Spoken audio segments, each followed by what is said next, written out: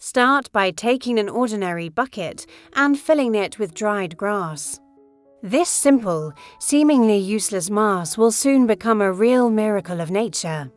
Make a small hole in the middle of the bucket and plant an unusual fruit in it.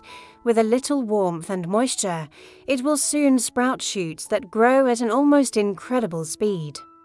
And now comes a secret that almost no one knows.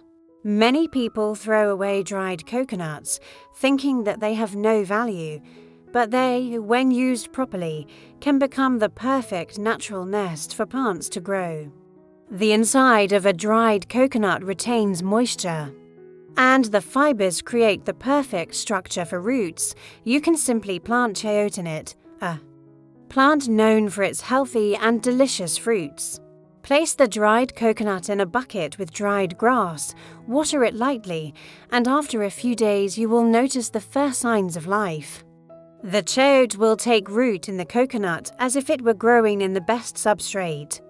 This combination not only conserves moisture, but also prevents root rot and encourages vigorous growth.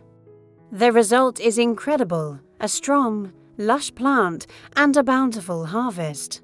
So never throw away dried coconuts again, because they are the secret to successful chayote cultivation.